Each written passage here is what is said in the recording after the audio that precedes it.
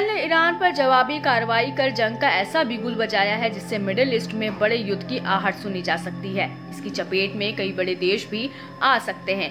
ताजा हमलों से इजराइल ईरान के बीच की तानातनी अपने चरम पर पहुंच गई है। इजराइल ने दावा किया कि उसके 100 लड़ाकू विमान ईरान के आसमान में घुसे और फिर ताबड़तोड़ बमबारी की।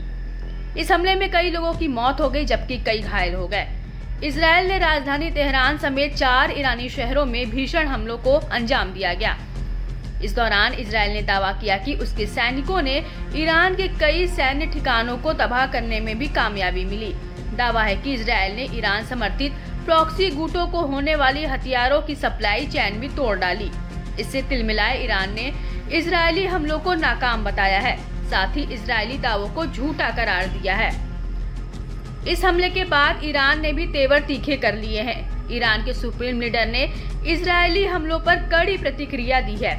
अली खामेनेई ने कहा कि ईरान को लेकर इजराइल अभी भी गलत अनुमान लगा रहा है। इजराइल ईरान को नहीं जानता है।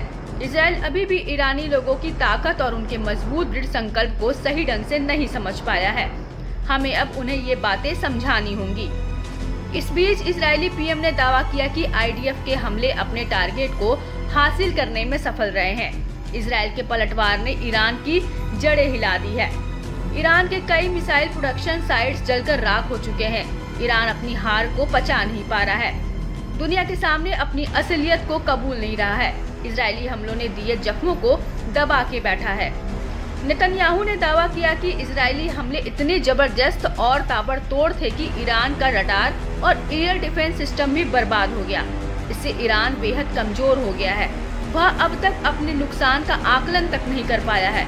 अब ईरान न तो हमला कर सकने की हालत में बचा है, न ही हमलों से बच सकता है।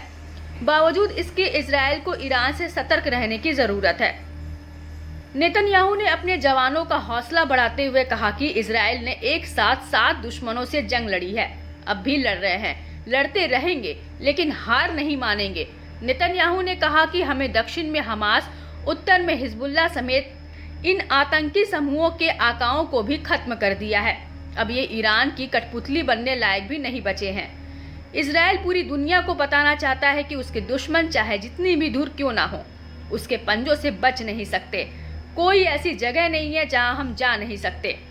बहरहाल दोनों ही देश अपने अपने दावों को सही ठहराने में लगे हैं, मगर इतना साफ है कि मिडिल ईस्ट में जारी तूफान के फिलहाल थमने के आसार दूर दूर तक नहीं दिख रहे हैं।